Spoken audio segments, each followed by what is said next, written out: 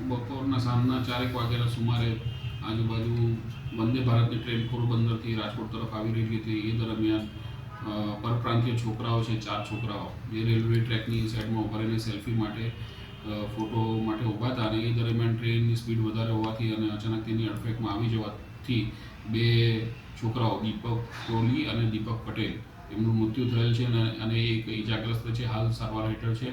અને નજરે જોનાર છે કુલદીપ, એના કહેવા પ્રમાણે કે એ લોકો સેલ્ફી માટે ઊભા હતા અને એ દરમિયાન ટ્રેનના આવી જવાથી અડફેટમાં આવી જવાથી 2 છોકરાઓનું મૃત્યુ થઈ ગયું.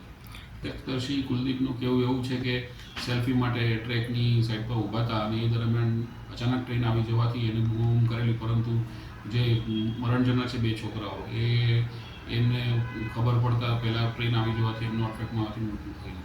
આજની યુવા પેઢીને મારે એવું જ કહેવું છે કે સોશિયલ મીડિયાથી દૂર રહેવું જોઈએ અને આવો ખાસ કરીને જે આવી જગ્યાઓ છે, જાહેર જગ્યાઓ જ્યાં ટ્રેન છે, કાં તો જ્યાં ઓવર સ્પીડ થતી હોય એવી અમુક ખીણો છે જેની ઉપરથી સેલ્ફી લેવાનું જે ગાણપણ છે એ ગાણપણ દૂર કરવું જોઈએ. અને એનામાં અકસ્માતમાં અચાનક જ મૃત્યુ થાય છે આવા લોકોનું.